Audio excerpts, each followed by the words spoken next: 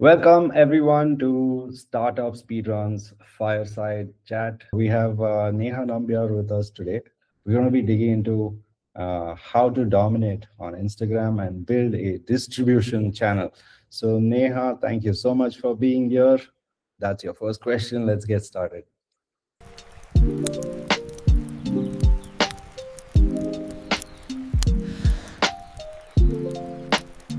Oof, thank you for having me here. First off, I think everybody has this thing about Instagram and influencers and that you should only build distribution or post content on Instagram or on any social media platform if you are wanting to be a content creator or be an entrepreneur, right? But you can just be a content creator for the heck of it. There are so many perks to having a distribution channel. There's so many doors it can open. Whether or not you want to be a content creator, whether or not you want to be an entrepreneur, you can be a doctor and a content creator, you can be a teacher and a content creator, you can just be a content creator with anything. So that's one misconception or just a barrier that I kind of want to remove or sort of re-educate people on. Secondly, I think right now, I know a lot of people think content is super saturated and everybody wants to become an influencer, which I also agree to an extent is true. But I also feel like this is the best time to have a distribution channel. Let's say you don't even need to have like 100K followers. You just need to start. You can have like you could be like a nice history teacher in school with like 10,000 followers, and you could have those you build that offline community of people. You could have so many more, and that thing can also sort of evolve into so many different channels. It doesn't only have to be content. It can be you could, like in my case, I'm a travel content creator. That can be morphed into so many different things. I could go take trips with my offline community. I could have courses with my offline community. I could have like a lot of content creators now are looking into building brands and building businesses, which is something what entrepreneurs are already doing. So another story is that everybody, I think, can benefit of building content and having a distribution channel and just building a brand, whether or not it's permanent, whether or not it's a passing phase. It's a great time to be on social media. Awesome. I mean, there is two sides to social media in some sense, right? Like, and does that mean, by that I mean like there is the content creators and then the content consumers also, right? Like, Yeah. so is it a actually a good like is it a good idea for everybody or like somebody who is out to do something? Is there like or somebody who has a profession who will benefit from doing content for that? Like, is that the mindset, or is it just like if you want to have fun with friends and create content, that's also something you should do in some sense because I guess what you're trying to say with content creation is the opportunity that comes from building a distribution channel is not something you can predict. Um, no, I see it as a spectrum. I see it as Okay. of course there are people who want to pursue this as content, where content is your full-time job, churning out videos for people for entertainment purposes, whether it is for educational purposes, is your full-time job and you earn income through it. But then of course there's another, in between the spectrum, there are people like entrepreneurs who want to focus primarily on building a lead base. They want to build a community, they want to build trust, they want to build loyalty. Then there are people who are just posting for the hell of it, people who are posting memes and want to make people laugh. Some people are consider social media or having a distribution channel as like a journalism page. So the spectrum is vast, and it, like I said, it's open to everybody. If you come in through social media thinking that I want to do this as a full-time job. I want to be a content creator. This is how I want to pay my bills. Then, of course, your approach is going to be very different from, let's say, someone who's looking at just posting memes all day, or wants to run like a whole journalism media industry. Like, you know how Fade Souza, I don't know if you follow Fade Souza, where he's a Yeah, yeah, yeah. non-journalist. Of course. So, Yeah. yeah, what she does essentially on Instagram is also very it's the so the point of entry is the same. You just need internet, you just need your phone. You need to churn out content, it has to go out on Instagram. It's the same. But your purpose is different, the way you do it is different, uh, your intent is different. So yeah, the spectrum is wide, and I think it's how you with what purpose you want to get into social media is what makes you different. Right. So a lot of people who have written in are talking about basically two main things that they have a purpose with, right? Like one, Yeah. either they want to do in or like build an Instagram following or like as a distribution channel, and it could be in any niche, and they want to know how they can build this up, how to grow this, how to like really capture the market in some sense.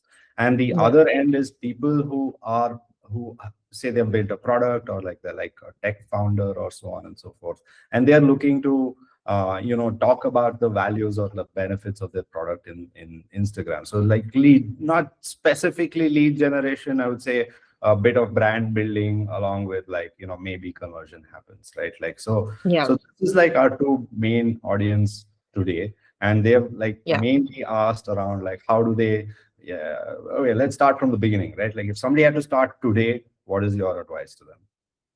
So someone who wants to be an entrepreneur primarily, and Right. they want to Yeah. get onto Yeah, no. Instagram. So in that like sort of two categories, an entrepreneur who's built something else and they think that Instagram as a channel might work for them, versus somebody who wants to build the Instagram channel as their primary thing. Okay, let me take your question and let me raise you a question. Okay. How many entrepreneurs do you follow on Instagram? On Instagram, off late, I have started following quite a few, right? Like, Okay. and some of them are like, it's really strange mix, right? Like they're founders who are doing fun content on Instagram, Yeah. uh, and like has literally nothing to do with their product or their work, Yeah. or it's educational content, right? Like Yeah. some developer who's like talking about some cool new thing that they've done. Yeah. It's more the fun stuff about their life, not so Yeah. much work stuff about their life. Yeah. Yeah. Precisely. So most founders who get onto Instagram never look at it as primary lead generation. So I'll give you Parul Gulati's example. Okay, Parul Gulati, for everyone who's living under a rock, niche hair founder. She has her own, business page, and she also has her own personal profile where she does all her really fun reels that you'd want to just scroll and watch, forward to your friends. And then, of course, she has her niche hair page where she has proper educational content, how to use the product, how testimonials of how her product has helped people. So, and you follow each of them for different purposes, right? Instagram is designed in a way where entrepreneurs or business pages actually would you're always bound to pay, versus compared to like a personal page or a content creator's page should always be focused on your personal anecdotes, your personal life. People are following you for you on Instagram. If you have your personal page, I'm following a Parul Gulati because I like her personality, and she's doing that. What are you getting out of watching Parul Gulati or any of the tech founders you follow? You're getting to see them beyond their business page. You're getting to see their persona. That builds trust. It feels like you know that person, right? That is the whole point of influencer marketing as well. It's like a friend is recommending something to you, and that's why you're buying it. And that's what these founders are also trying to do on Instagram, building their, a personal connect with your audience, trying to make it seem like, oh, trying to have like a parasocial connection with you. And then, of course, either sell their products through their personal page or through their founder page. And that's Mhm. what Parul Vilati is acing right now. She has her own business page which is doing well, and then of course she has her own personal page on Instagram which is also doing well. Content is different, but somehow looking at her personal page, you have that trust. You're just like, yeah, I know this girl, I know her products are going to be cool, she's just like another friend to me, and that's how I want to support her. Or vice versa, you probably use niche, and now you get to know more about, you get to know the person behind niche hair by looking at this person's profile, her fun reels, how she's doing someone's hair on like a street randomly. So and Instagram is a great medium to do that. Like, you can't do that with a LinkedIn. You can't do that possibly with a YouTube. Nobody's gonna watch like a 10-minute vlog on why Parul Gulati is like redoing someone's hair. But I would like to watch a 30-second reel on how to fix someone's hair, or the fun stuff she's doing, what hostel she's building. Mhm. So in that way, in building audience building and gaining trust, loyalty, a parasocial relationship with your audience, Instagram is the best way to do that. That's a really cool way to have put it across, I would say. So 2 weeks ago we had Sajan on the fireside chat, and he's a performance marketer. And like Right. you get, I feel like sort of sister industries in some sense. And he was talking about Super U, right? Like, and he was able to Hmm. tell us the story of one side of Super U where they did leverage the Super U brand page on Instagram, very eye-catchy, poppy like content, and so on and so forth. Yeah. But the force multiplier was the super influencer in some sense that they used, right? Like Ranveer Singh is their Hmm. brand ambassador in some. So, and his Instagram is also active, right? Like, and those two did collaborations and so on and so forth, right? Yeah. So, I guess what you're talking about in and what you meant by the parasocial relationship that you can build is sort of the relationship a celebrity would build with an audience, right? Like, do you want to talk more about that? How that relationship exists?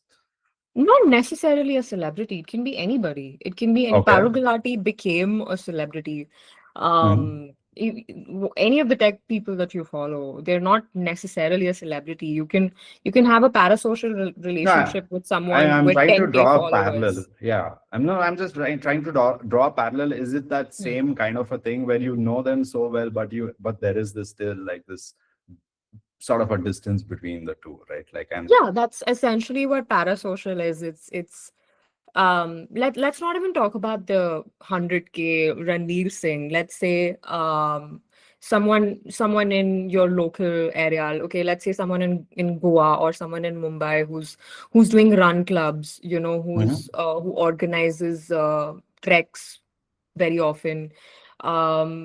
You probably just follow them for because they organize really cool treks and really cool outings and retreats. Right. And you happen to go on one and you see their content and you already sort of know. So you have that parasocial relationship. Parasocial Mhm. essentially knowing that person without them knowing you. I think that's the simplest way of Right, right, right. saying it. But yeah, that is one example of parasocial. Again, is just one part of influencer marketing. There's just so much, it's like the tip of the iceberg. There's so much more that goes into influencer marketing and building your Let's distribution talk channel. about all of that now then. Let's get into it. Yeah, so you lead because here is it's sort of like an abyss to me, right? Like all I know about social media is as a user, and off late I have been promoting startup speedrun and all of that. So I've Yeah. been getting into that zone of making content. Um, Scary times. I have done every reel takes like 50 takes before I get it right. Like so. But Welcome I'm to the getting. content world. But I'm getting better at it, and you never know what caption's going to work. You're Yeah. just like writing something and putting it out there, hoping like it connects with people. So Yeah. from somebody who's been doing it from a long time, like Yeah. what's your like what's the process like? What do you do? What do your days look like? Take us through the rest of the So iceberg, basically. So, probably unrelated, but the best thing social media or just this journey has taught me is that someone who's on their, I don't know, level 26 can never maybe relate to a level 50, or someone who's on a level 2 can never relate to a level 80, you know? That's what I did when I was entering social media. I was at like a level 1 or a level 2, and I was comparing my content, or I was trying to do things that someone at a level 50 or 80 was doing. And for a whole year, that's how I did it. I was just looking at all the people that I wanted to be in, wanted to be like. I was looking at all of their strengths and how they edit their videos and how often they post. And I was only copying, not copying, but like, like Yeah. trying to make my content like that, because that also works. It's industry proof that that content works. But the trick is also to then find, so it's like, I see it as a graph, I see it as like a Venn diagram, what you can Mm. offer to your audience versus what you are passionate about.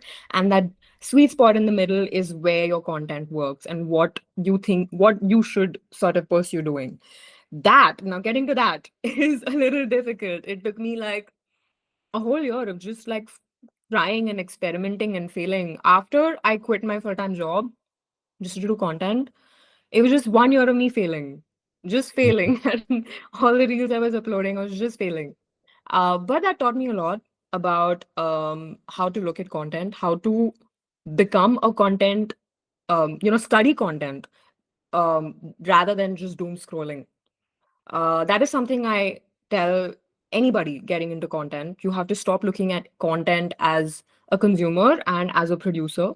Start looking at reels like you're studying it, start looking at, okay, what drew me to this reel? Why am I watching it to the end? Uh, why am I not skipping? What about this reel stood out to me the most? What stays back with me?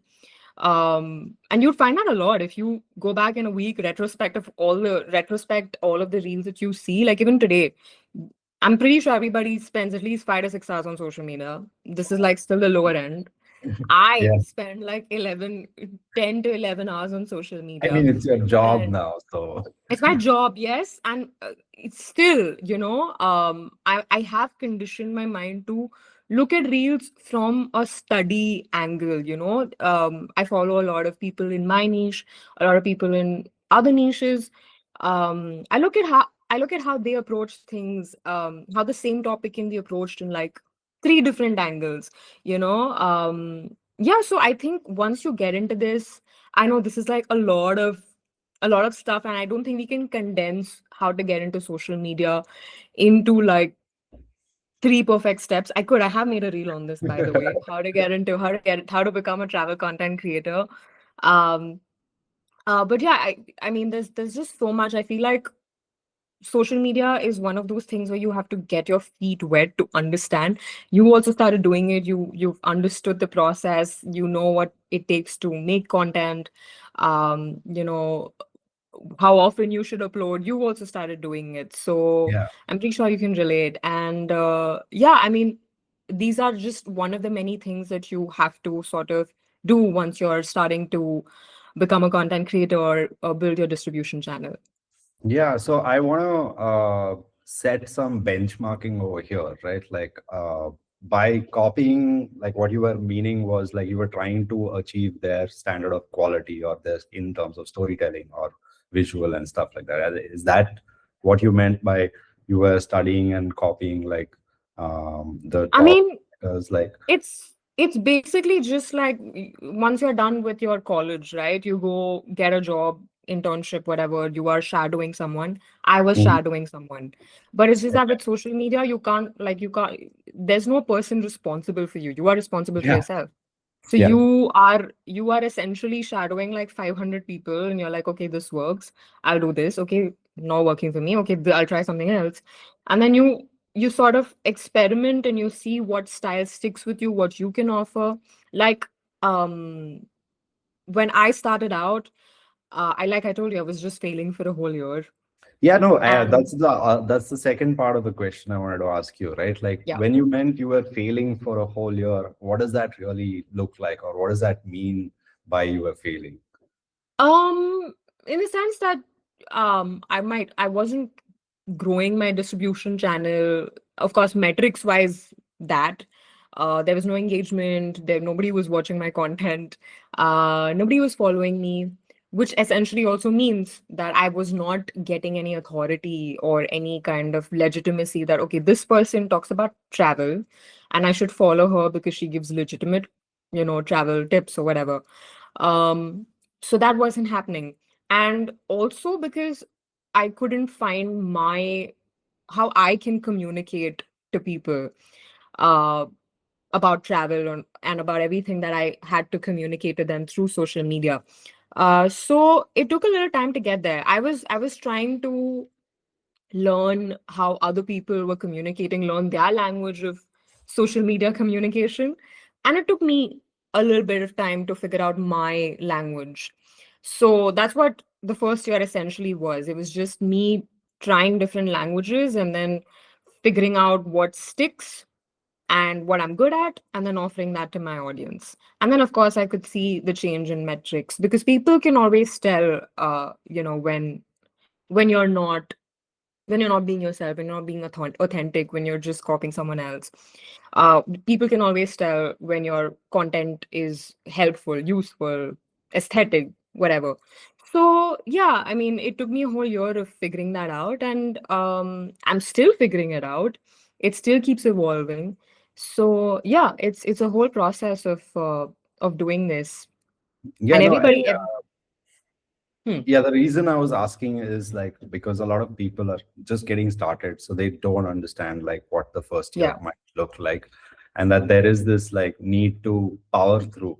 So in the first year, yeah. I just want to like ask you whether certain metrics that you were like focusing on, or was it just to get your like authority, and when was that inflection point then? When did you suddenly realize that, hey, this is what people are resonating with me, this is what connects?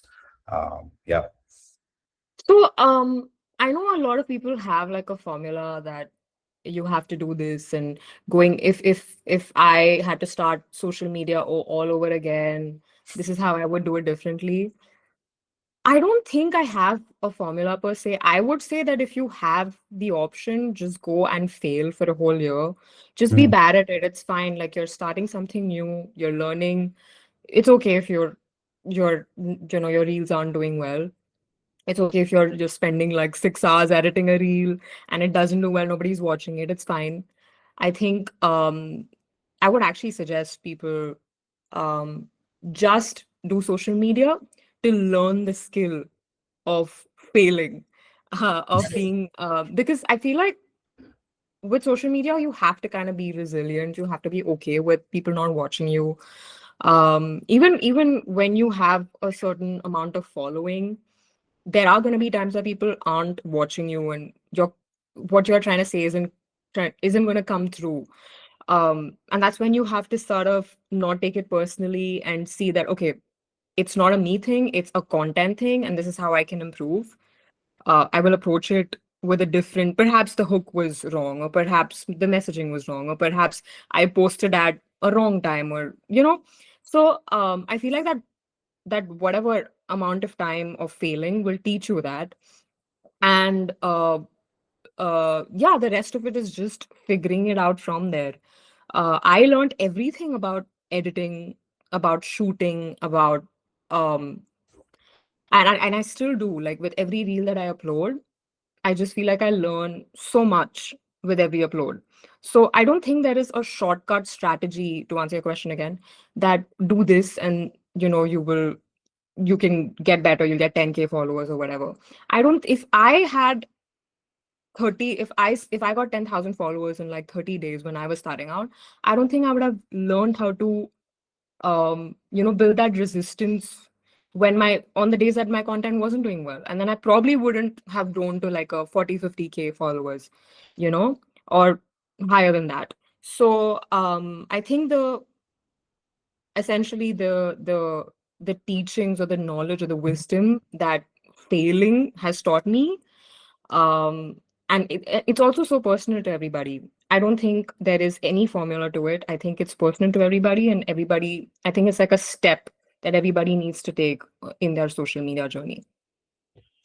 Yeah, I want to draw some parallels because of the stuff that you're saying about failure and also about being bad at it before you start, right? Like the Yeah. parallels to art is so evident in that. So, like being a content creator is so akin to actually being an artist. It's just the medium and the process is so different, because the exact same advice that you gave is what I would give somebody who's starting to learn to draw, for example, or learning to play a music instrument or something like that, right? Like Right. in some sense, I carry that ethos into building startups or innovation, right? Like that.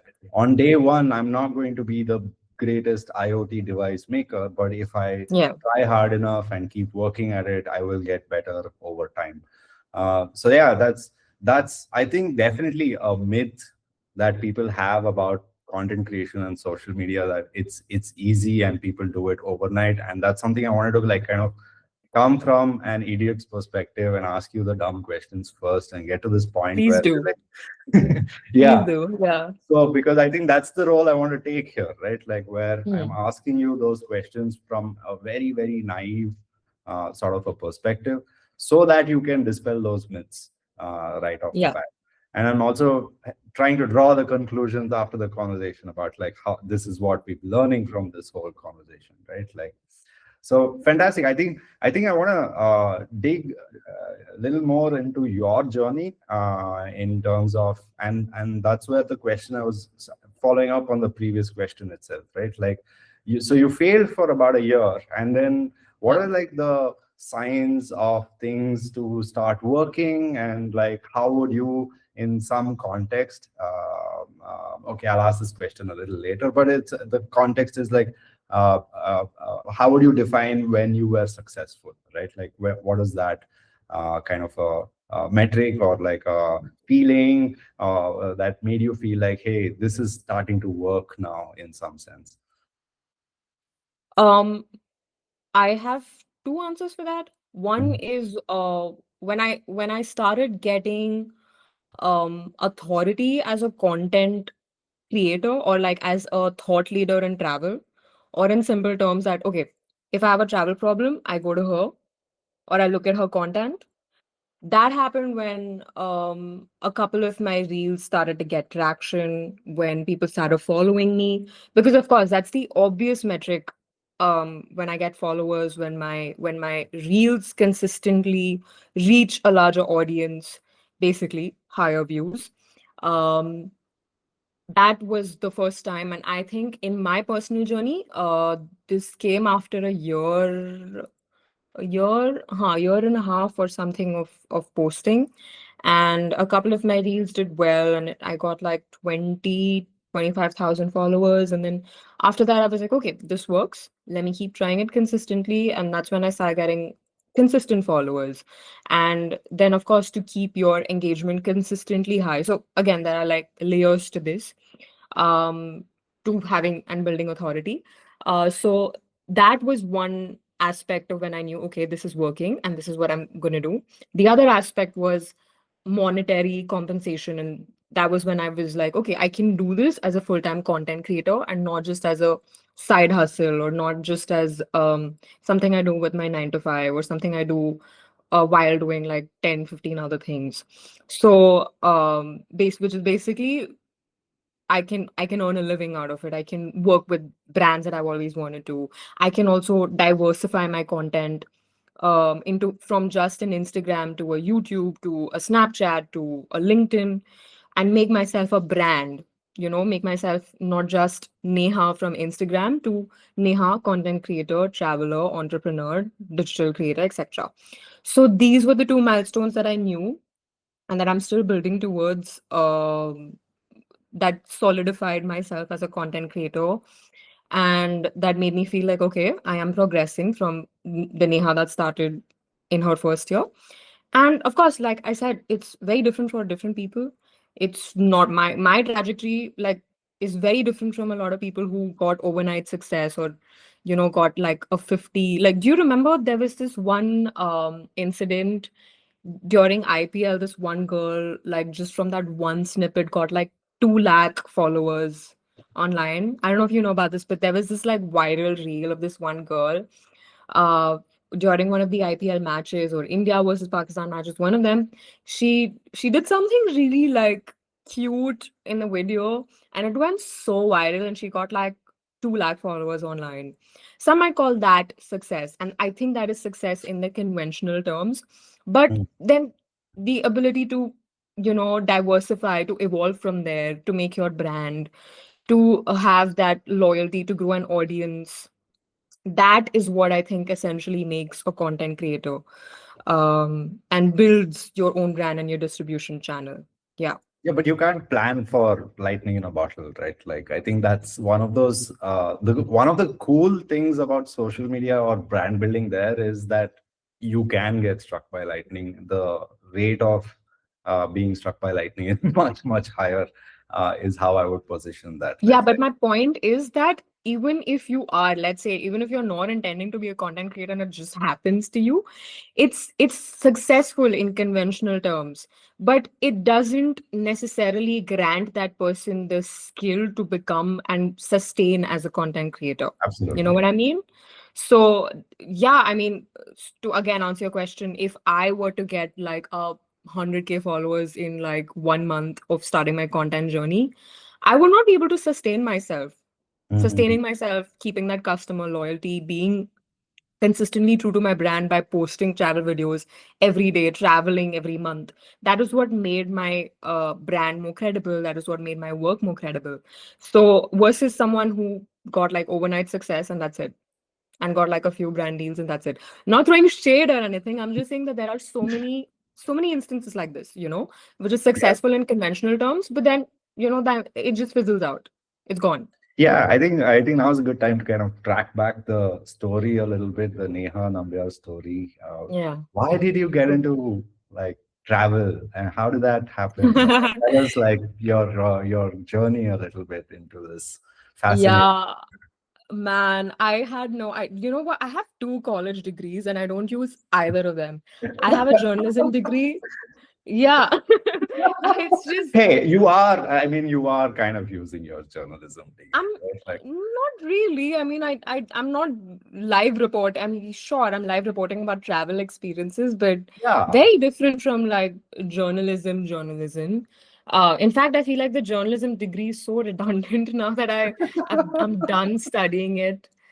So yeah, it's yeah, there's this thing about in India where you become an engineer and then you decide what to do with your life. yeah. Yeah, so I feel like now that's what's happening with content. You're just that you Mhm. do like 2, 3 degrees completely unrelated to your content journey, and then you start something else in content. I know a lot of people who've done this.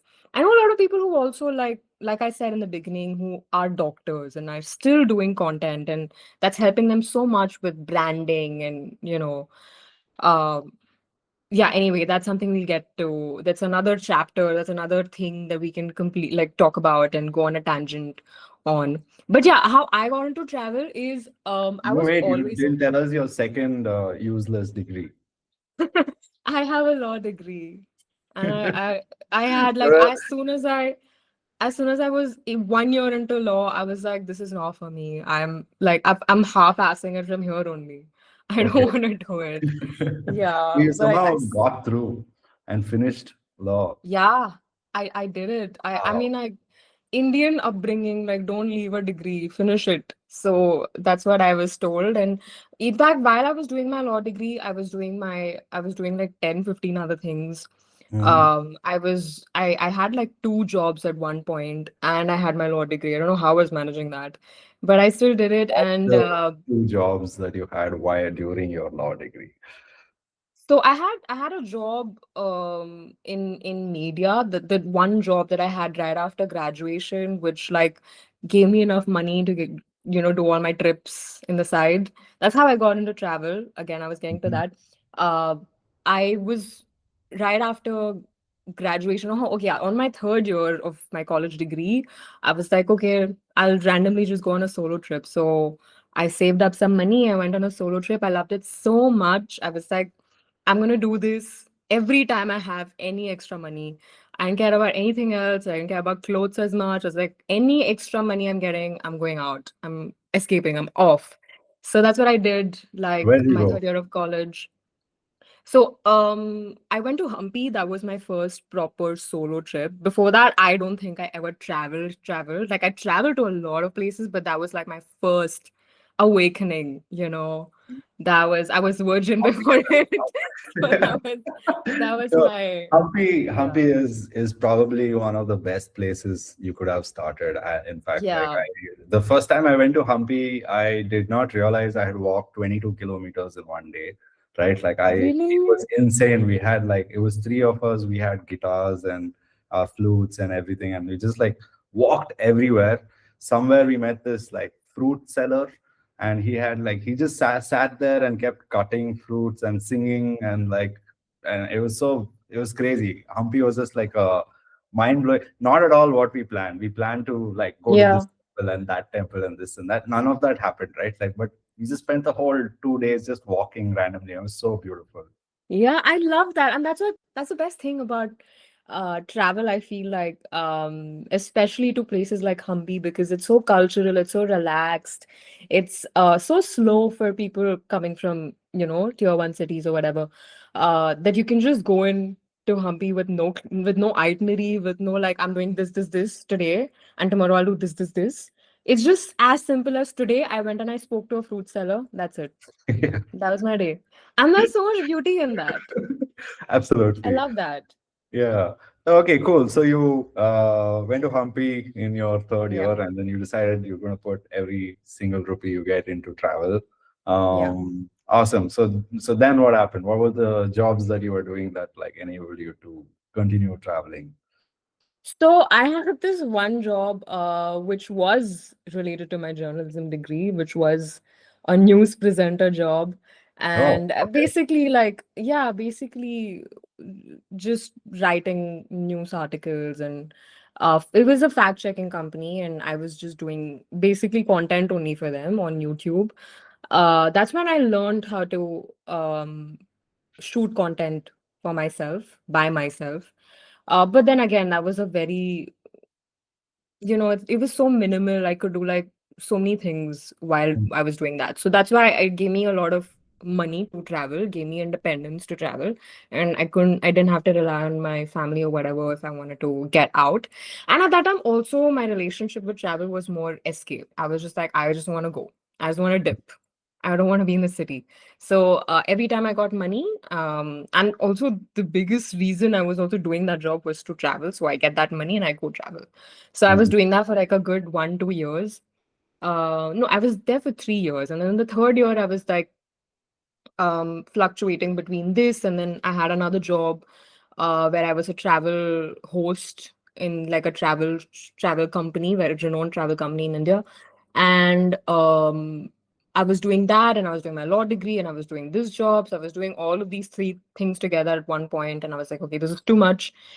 In fact, I got that job, the travel job, on a trip. So I was in Himachal Pradesh, and of course, I was doing my law degree at that time. This was also during COVID, and I was doing the other job. And I was just sitting and talking to a couple of people, and then she was like, "Yeah, I work here," and I was like, "Oh my God, I love that page, and I love the content they post." And she's like, "Yeah, I could connect you," and that's how I got that job. I was literally just talking to a random person on a trip, and they interviewed me via, and then I got that job. awesome. And yeah, that was my introduction to travel. That's when I started seeing travel as a career and not just as, okay, go for fun. So that's how it started, essentially, not from my page, but my how I got into travel content creation, Mhm, production, and seeing the business behind it. mhm. Yeah. Interesting. So it was like like we you clearly weren't looking to get into like a travel industry in some sense, but like it just kind of like seemed to be the best place for you to be. Yeah, I think so. I think so, yeah. I mean, see, the thing is, I'm very intuitive in the sense that I don't plan 5 years ahead. If you ask me what my 5 year plan is right now, I still don't know. I So was I'm going just like, to I ask you know. that. I'm telling you now, I don't know. I know where I want to be, like vaguely. Of course, Yeah, now I'm go older. I have so much more clarity. At that time, I was just a 22, 23-year-old naive kid. So then I was just like, I don't know what I want to do. I don't know what I want to do next year. I don't know what I want to do tomorrow. So ahead. I was just Don't know what to like, eat for dinner. exactly. So yeah, so then I just knew that okay, you know what, this comes naturally to me, and I also get to travel, and it's also it's like that page also gave me that company also gave my passion legitimacy, because now I could tell my family that okay, I'm not just traveling for fun, I can actually earn money from it.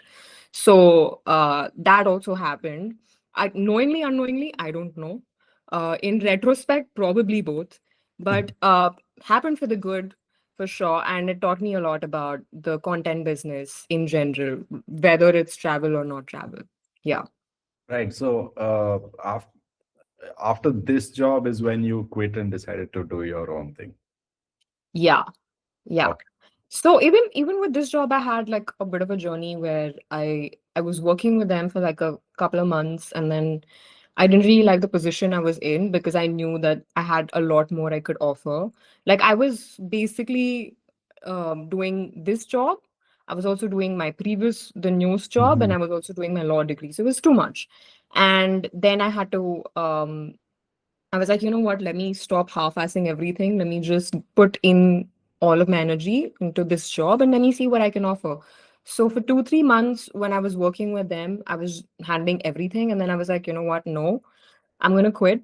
So I went on like a solo trip and I shot my own like episode and I edited it and I gave it to like the founder and I was like, listen, this is a video.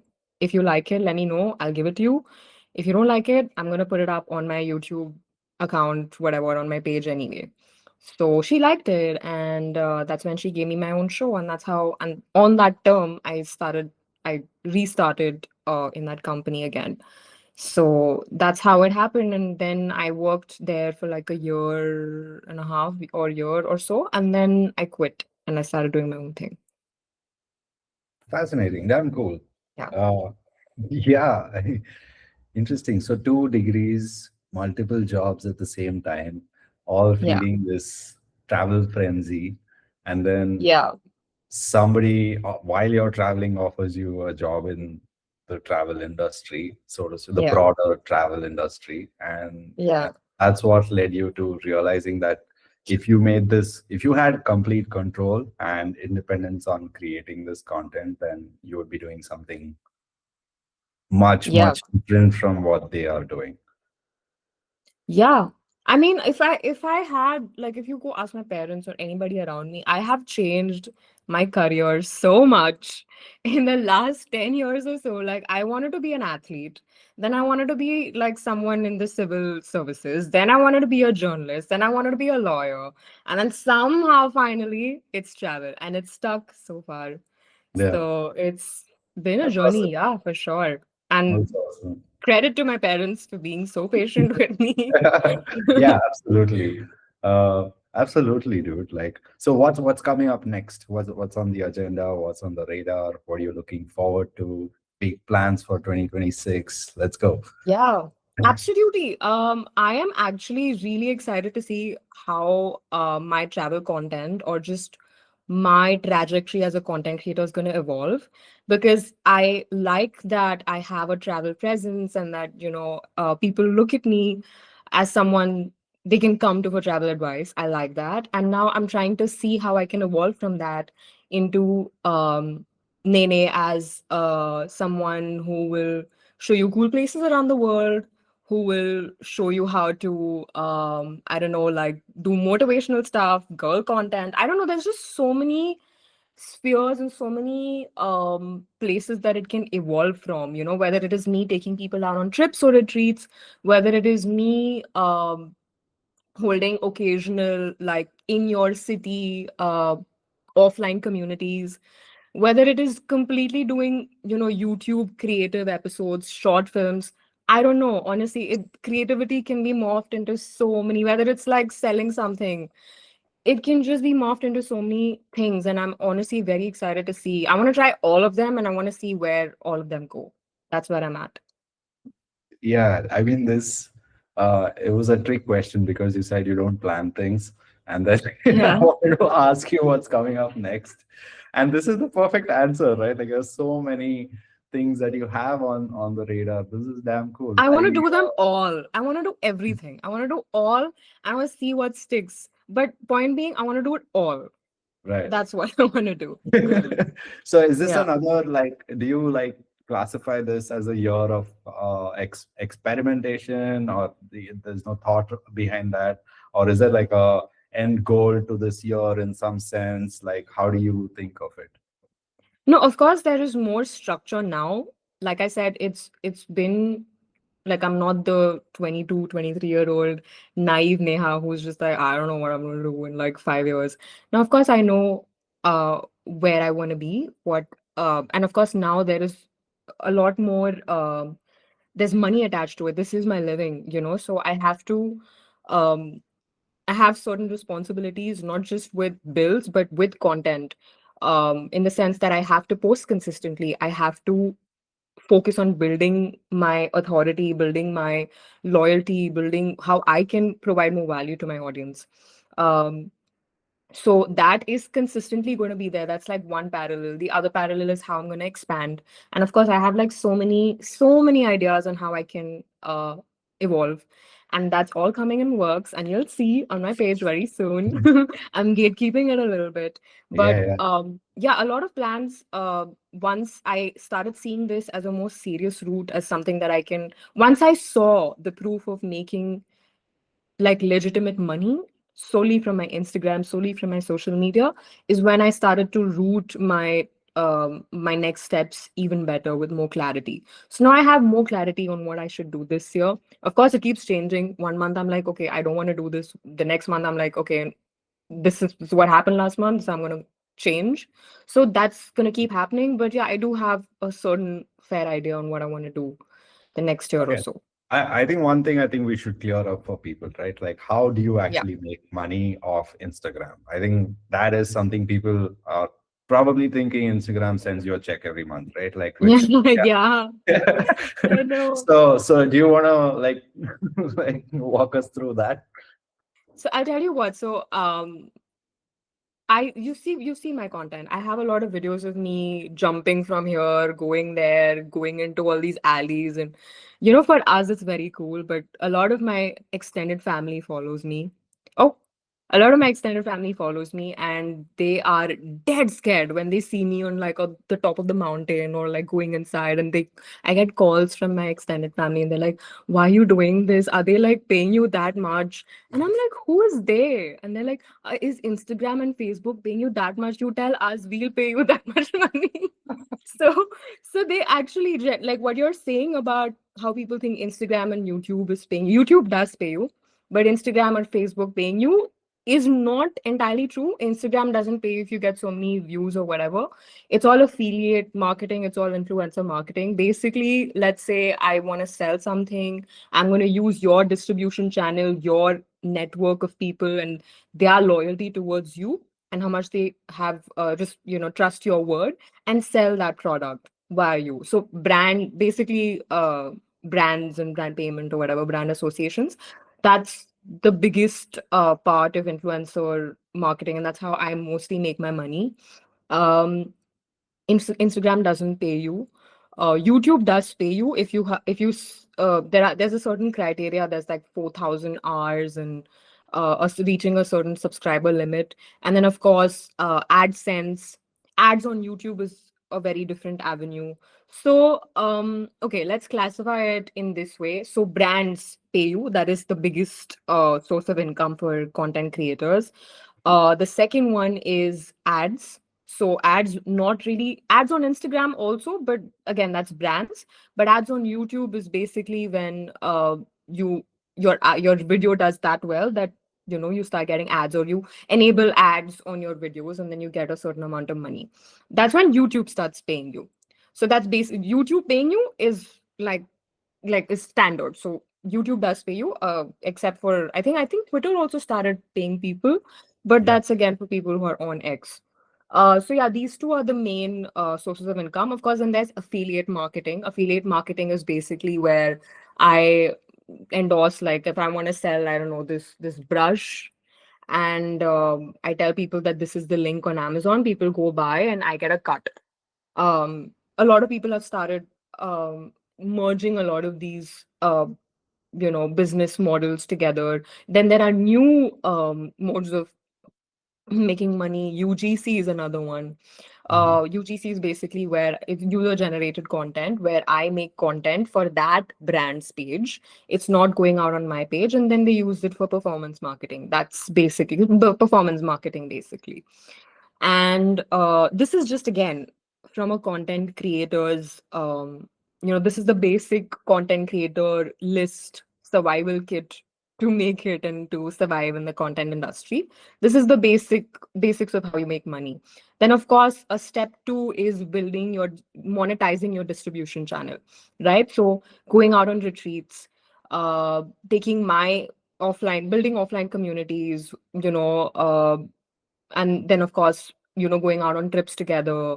It's not necessary for it to be trips. It could be anything. It could be like I don't know, a service that you provide, maybe like a course, or like any. Yeah, it's mostly all of this only offline community stuff that you can use to monetize your online community. That's another way that you can elevate. Then selling products is another, basically what Parul, Gulati, or any of the other influencers, and a lot of influencers have also started doing this now, selling merch, basically. PewDiePie, uh, all of those, Logan Paul and Jake Paul, all of them. MrBeast also has started his own brand. So yeah, that's also another way that you can monetize. Consultancy is another, because now you already are a thought leader.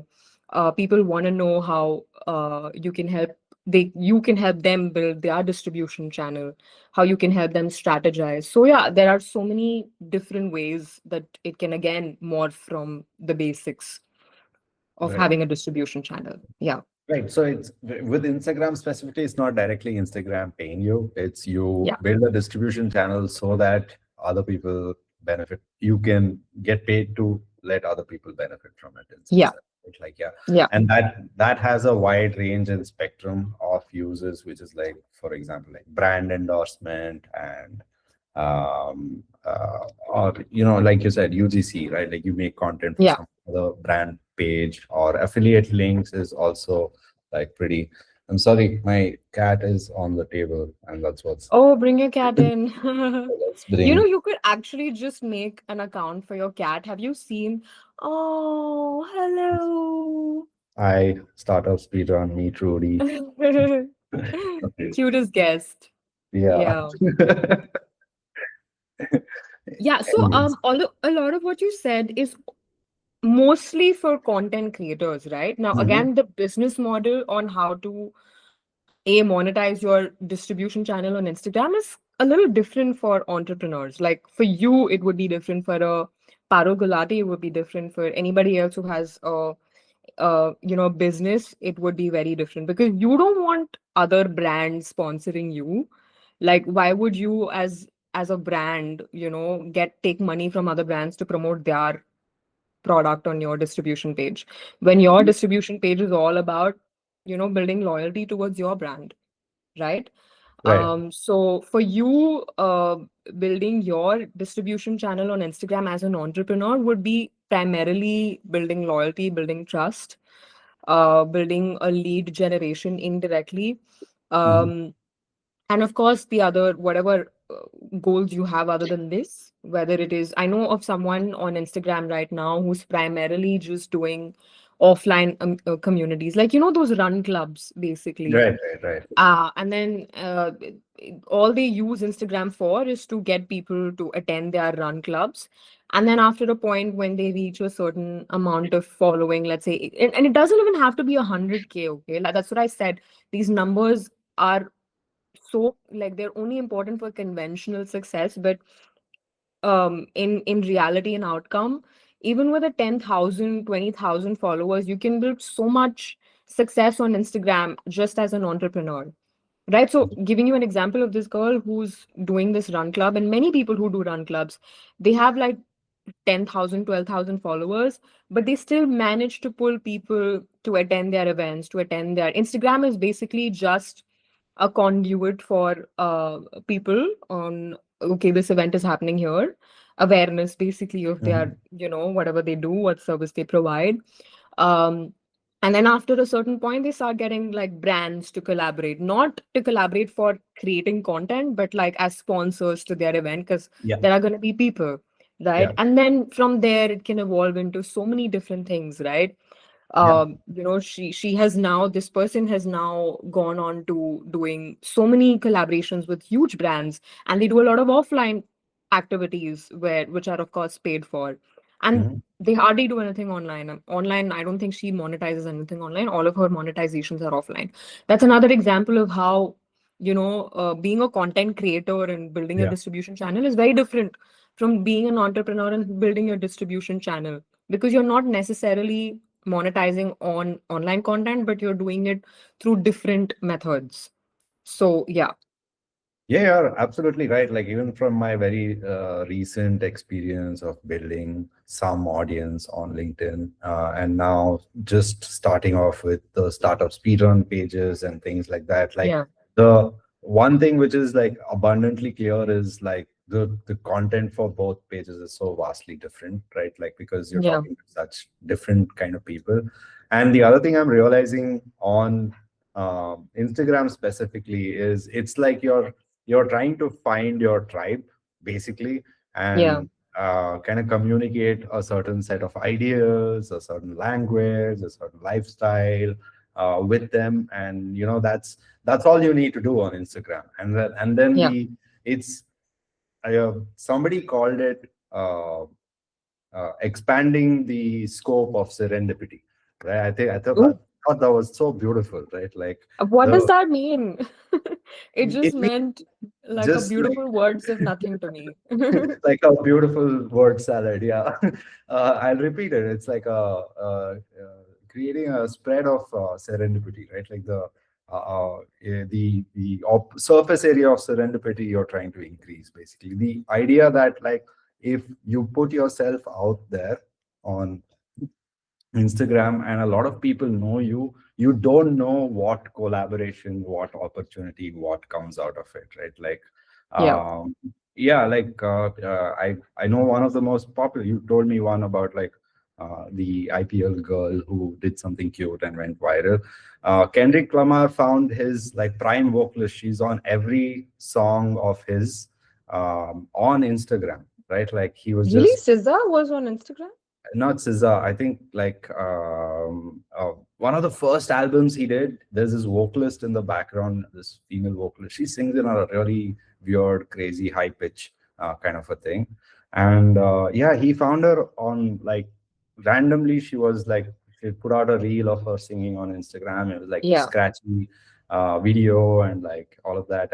And he found her Yeah. and he really really loved like what she was doing and like they've been working together. So the surface area of serendipity you're just increasing, right? Like you don't know what opportunity, and Yeah. I think that was a key change for me in terms of what I was thinking of social media. And thank you for having that conversation with me last year about it and really putting things in perspective as well. Because I went back like the attitude for a lot of people is like it's like I was telling Sarjan as well, right? Like that Instagram is some sort of like a graduation ceremony. After I pass 10th standard, I get to do this kind of a thing, which is like for a founder, it would be, I'll research, like find my ICP, I'll build a product, I'll like,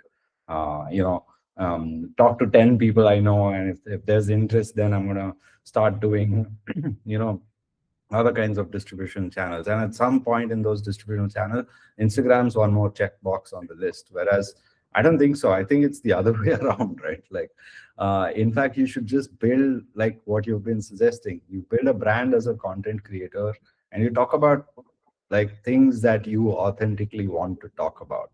And I think that's what works so far, right? Like, am I getting this right? Like, am I? No, Uh, I think, yeah, I get the essence of what you're saying. And I also agree with the serendipity bit. Um, in other words, this is how I would see it. I see content creation, or not just content creation, social media as water. Like it can take any form. It can Mhm. be awareness, or it can get you recognized by the art form that you want to get into. If you want to be recognized as a singer, then this is the best. Most of the popular artists, Justin Bieber, Billie Eilish, made it big on social media before they made it big. So yeah, it's a conduit for that. It's if you want to build your business. There was this very interesting Instagram page where this lady, have you heard of this reel trend, which was so beautiful, so delicate, just looking like a Uh, wow. So what was that? That was this lady who was selling clothes online. It was an online retail store or whatever, and she all right, she right. did was just putting stories of wearing clothes, and then she did that one reel, and it went viral. Yeah. But again, see, this is what I mean. This is the difference between her and the girl who went viral like overnight.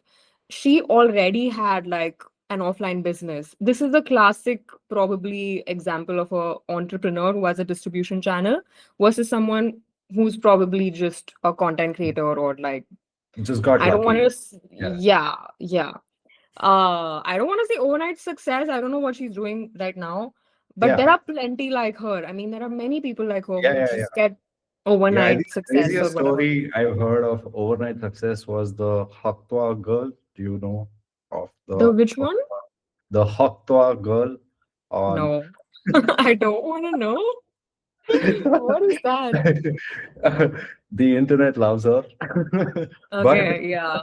yeah, the story is that like whatever it was one of those random street side interviews thing that people do on Okay. Instagram, and she wasn't even doing the interview. She was just some girl who was coming outside a bar, and this guy randomly went and asked her something very provocative. I don't think I should mention it. Yeah. And she said hotwa, and that went viral.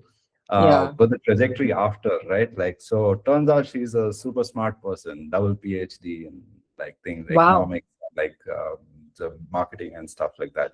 So she completely leveraged that, right? Like she Yeah. blew this out of As she proportion, should. As she started should. going to podcasts left, right, and center, and everyone would ask her to do the Hokwa thing, and she would do it, and like like totally did all of that.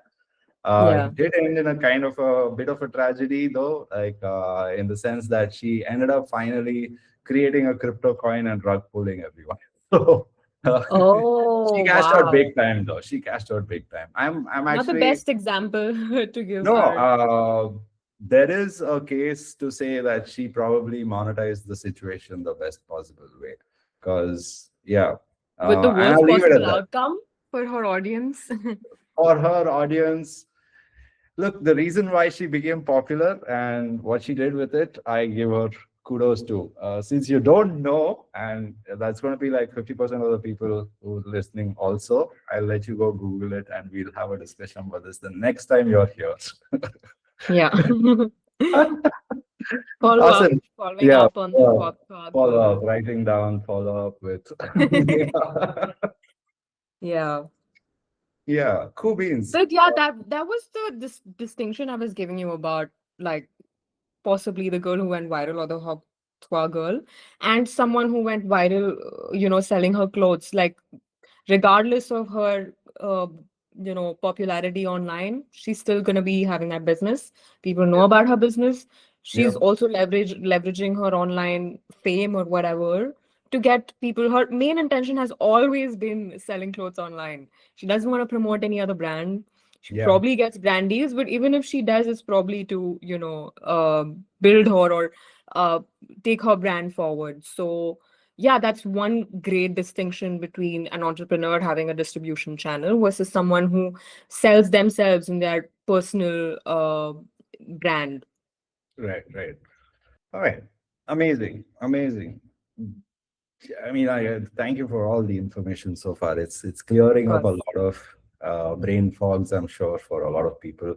The other thing I want to kind of get into, and it's a hot topic now. Everyone's discussing it. We should talk about it because I'm this is a question I'm asking everybody I meet in life in general, right? Like, Yeah. so it's AI is here. What's up? How's that going for you? How do you feel about it? Like, how is the content creator community, the entrepreneur trying to build a distribution channel? How are they reacting to it? What's changed? I think there's a love hate for AI in our community. I think a lot of artists, of course, don't like AI because, I don't think, even I personally believe you cannot replace artists, you cannot replace human beings. That is something I will always be on the same page with. But at the same time, I do believe AI is here. There's nothing you can do about it. I think, content distribution channel, whatever, it's going to keep evolving. It used to be blogs, then it became YouTube, then it became Instagram. It has to keep evolving. And as a content creator or as anybody who has social media as their main career, you have to adapt, whether that is learning about AI, whether that is machine learning, I don't know, whether that is just using AI as a resource to help build your content creation journey. Um, you can't ignore it, right? I think what maybe distinguishes people, or what makes it a win-lose or whatever, is how you make use of AI. I've always looked at AI as a resource. I don't think AI should be a replacement for anything, for labor, for anything. If I need, I mostly, for personally speaking, I use AI for strategy. I use AI a lot. Oh my God. I have a personal, like a premium pro subscription to ChatGPT because that's how much I use ChatGPT for reasons I will not disclose. But yeah, I do use ChatGPT a lot, but a lot of it is to do with strategy. A lot of it is to do with, for my personal understanding of the industry. If I, ChatGPT has helped me in a lot of places that I like figuring out adulting skills and stuff like that, that also sort of um, integrates with my, oops, my mom's calling. That integrates with my personal Join life. her, ask her to join So, the call. as far as AI goes, I don't think you can ignore it. I think, but at the same time, I don't think you can use it as replacement for human beings. Um, we're still seeing it's so new. It's honestly so new. It's scary also at times with everything that's coming out. Um, I also keep my distance. I try not to fully rely on AI. There's a lot that you can learn from AI. As a content creator, I'm still learning every day, even though my use case for AI is heavily limited to just strategy and to just because I'm a one person team essentially, and most content creators are a one person team in the beginning at least. There's a lot that you can get done with AI before of course, build a bigger team. So it helps in the initial stages, but yeah, it's a learning process, and honestly, I don't know where it's gonna go, and I'm keeping my safe distance, but I'm also using it whenever I deem fit. Are you seeing any signs that uh, there may be like a sort of a flood of AI in social media, which sort of negates the whole purpose of social media? Is that like a fear that could be real, where basically there's so much AI content being churned out? Yeah. So what are your takes on that, right? Yeah, I mean, I agree. And I also have another thought to that. So the other day I was scrolling on Instagram, and right now it's so difficult to tell what is AI and what's not. Like AI has become so smart, and first it was, you could easily tell like if someone's like perfect, and there were a little, you could always tell by the way someone moves. Like, let's say it's a dance video and it's like some perfect Greek god looking person dancing, and you could always tell it's AI if it's too perfect. But Mhm. now they've learned how to replicate our imperfections. A lot of videos are coming out, and it's scary, to be honest. In fact, the other day I saw someone's profile, Instagram profile, essentially probably a content creator, And his caption, I kid you not, was demi-human. What does demi-human even mean? Like, so then of course, I looked into it, and it was basically someone who's using AI avatars, but still posting content as a human being, Oh, which interesting. is, yeah, That which is is strange. crazy. It's so Black Mirror, and we're already come here. I thought it was gonna take us like eons to get here, but we're already here. So, yeah, I mean, there are real threats for sure, but I think fundamentally, I come from a belief.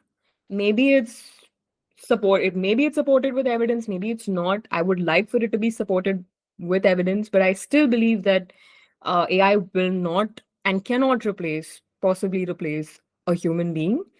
Mhm. And that's one ethos I would like to carry and believe in. And that's why I feel like AI content creators can never replace a human content creator if I it have ever a comes to different that level. perspective that I want to offer, and I want to Yeah, get your take on that. sure. Um, so imagine, like, basically what we're talking about AI is like it is a kind of a superpower, right? Like it's Yeah. essentially, and right now the superpower is very expensive, right? Like you, like in certain cases, if you wanna, like I was checking out some a video AI generation tools. Even the cheapest one, it'll like thousands of rupees will disappear while you're testing something, right? Like it's Yeah. very, very expensive. But as always with computers and technology, especially this IT and all of that stuff, the the rate at which change happens or evolution happens is like insane, Hmm. Moore's law. But Yeah. with AI, they're seeing like a super Moore's law happening, right? Like it's evolving at a pace which is really, really fast. It's getting cheaper at a pace Hmm. which is like ridiculously fast, and so on and Yeah. so forth. And then you have the open source models, basically models you can run on your computer at home or a laptop, and it'll do everything that like this AI can, or the top line benchmarked AIs can Yeah. do. Yeah. So what happens in the scenario where uh, everybody, right, like the whole world now suddenly have access to the highest end video gen AI, right? Like, Yeah. in that sense, don't you think we come back to this square one situation where we all have the same tools, and now it's about our creativity in some sense on how we use those tools? This is with respect to content creation or anything and everything. Content creation specifically, you're an Okay, expert so in that field, right? Like, so in that sense, right, like, so today, cameras got democratized in some sense. That's why yeah. so many people can like afford, and if you have a, good enough phone, you can do a lot of good stuff with content, right? Like, Yeah. so whereas track back 20 years ago when I was learning filmmaking, it was like, you spend like a 2 to 5 thousand bucks a day for a decent camera on rent, right? Yeah. Simply because the cameras were unaffordable and so on and so forth.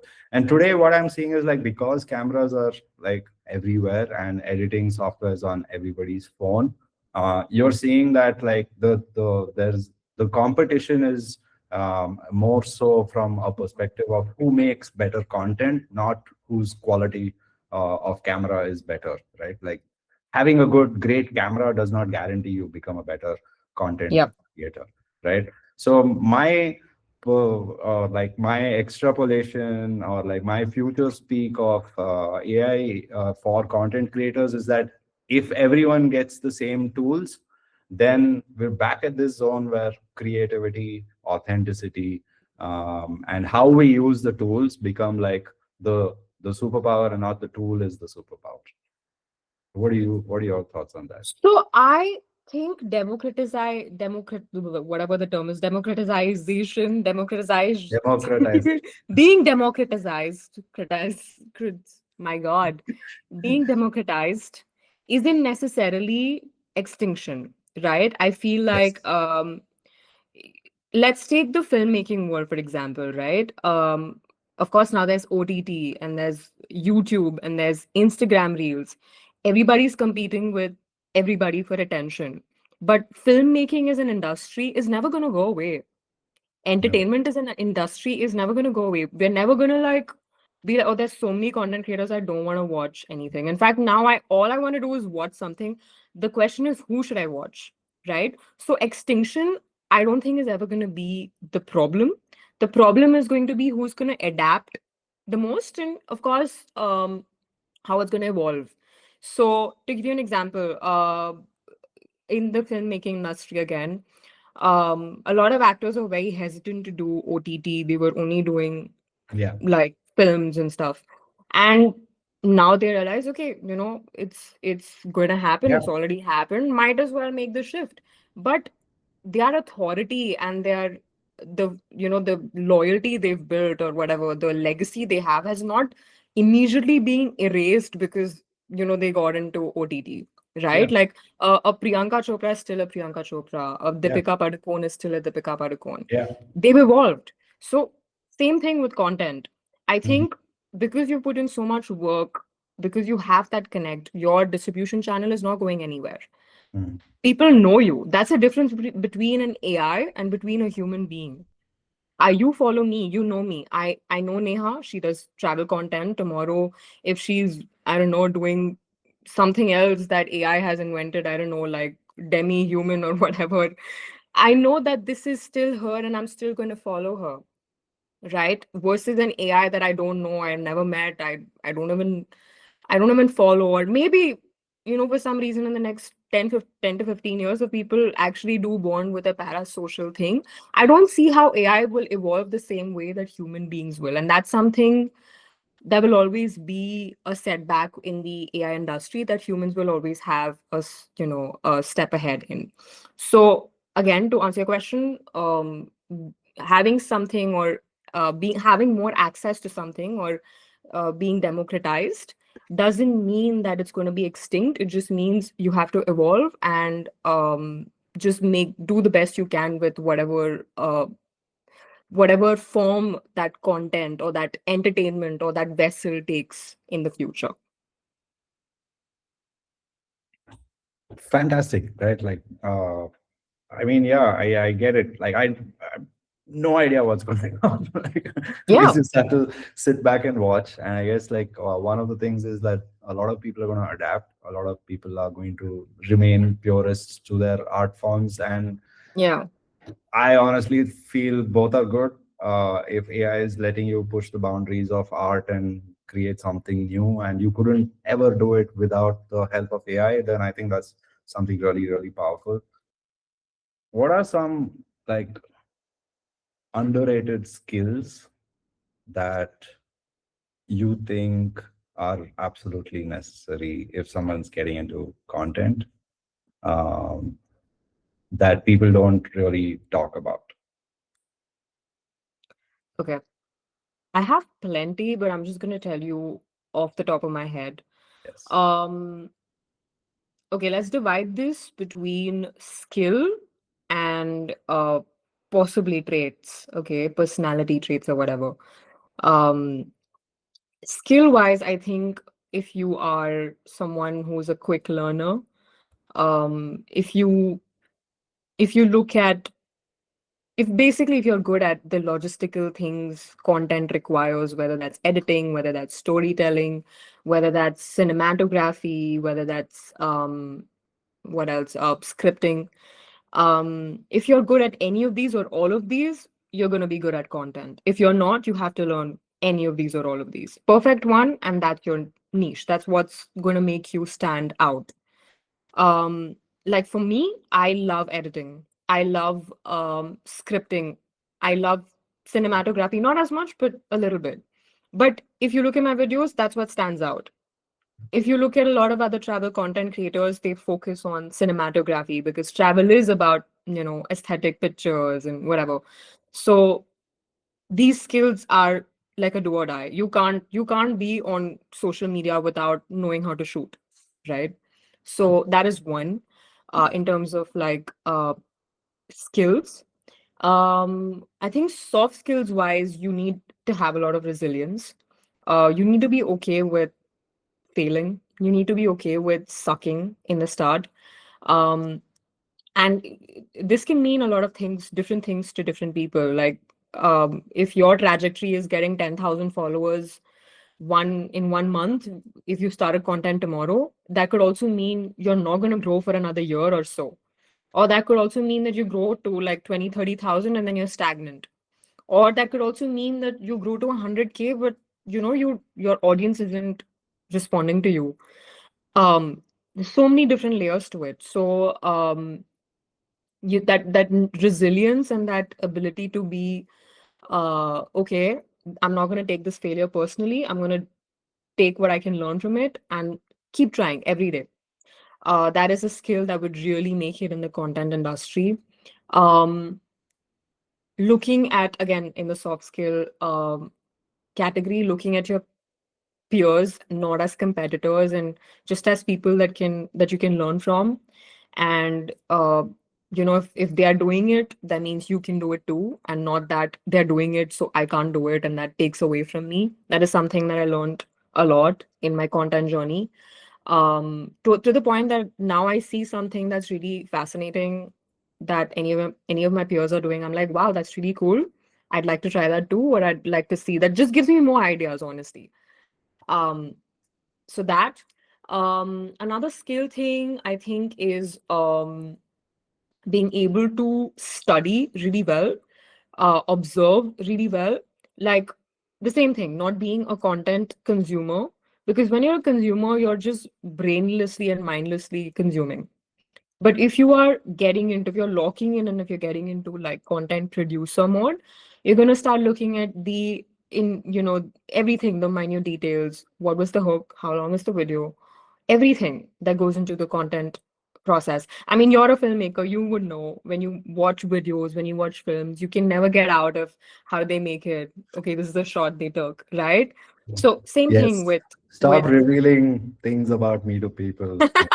I'm just saying, I mean, I can't enjoy it's movies because of my film background, Like it's see, been, yeah, I feel like that just makes you more capable of being a content creator. absolutely.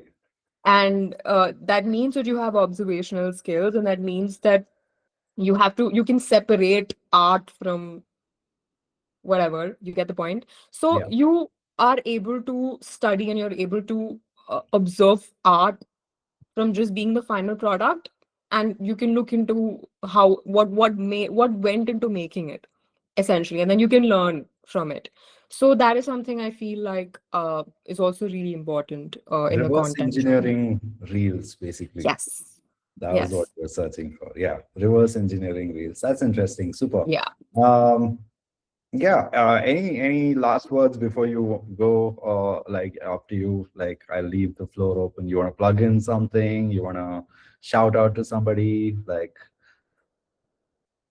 um Honestly, when people say this, I don't have final thoughts because then I have so many thoughts. Then I'm like, okay, this and then this, and then I have an essay.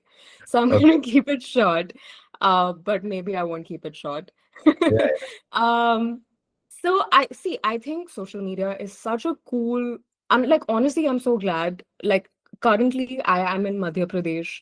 I am doing this virtual thing with you, talking to so many people, also earning money on the side, also doing 10 to 15 things on the side. I never knew going out on a safari could be my full-time job. I always thought my definition of a job was going, sitting in a desk, 9 to 5, come back. I'm so glad that social media has evolved that you can do that and you can also do this, or you could do this full time. So I don't think when people say, if you're ever getting into social media, because I got this a lot, when people say that, oh, you're just an influencer, there's no money in it, like, you know, nobody knows, nobody takes you seriously when you join, or when you get into content creation as a whole. But when you start making a difference, when you start earning money, when you start getting that authority, is when people start taking you seriously. So yeah, I mean, I would say there's a lot of respect, there's a lot of hard work, there's a lot of work that goes into being a content creator. Own it. I know people say influencer or whatever. I still get that. Oh, you're an influencer. I'm like, yeah, I'm a content creator. I mean, I own it. So I know I'm saying like 10, 15 different things at one time, Laid but on that's us. that's like, yeah, that's exactly how I feel. Yeah. Um, so, and my mother's calling me again. Okay. But yeah, I had a really cool safari thing, and sorry, one sec, I'm gonna have to cut her call. This is what happens when you travel with your mother. I do that a lot because I'm a content creator. I've started also making reels with my mother now, which Yeah. is really cool. And she's also seeing that side of content creation where, Mhm. you take it seriously, you can earn A lot money of out of work. it, Yeah. it's gonna take a lot of time for you to even take it seriously. You're just like, wow, I can do the things I like and actually make money. Mhm. So it's really cool. Be okay with sucking at it, and even if you don't need 100K, just be okay with having 10,000 followers. There's so much you can do with content. There's so many doors it opens for you, social doors, getting into bigger rooms with people you've always wanted to be with. And honestly, I'm so excited to see where social media takes us and how it evolves, and I can't wait to be prepared and to be part of it. It was phenomenal to meet someone. And I had this thought when I first met you, right? Like, it's just phenomenal to meet someone who is generally looking at the entire spectrum from both ends as an art form and as an economic Yeah. resource, right? Like I feel like that's how you look at social media. You think of it Yeah. as this thing where you get to practice your art. It helps you do the things that you love, which is travel and explore and meet people and check out cool places. And at the same time, you're so balanced about that this is an economic resource for you, right? Like if you build this Yeah. up correctly, this is going to compound. This is going to be and something that will like help you live the life that you've dreamed of for yourself essentially. Yeah. And it's amazing. It's thank you so much for the conversation. I know I like Of course. hounded you into this I for loved the it. last Honestly, yeah.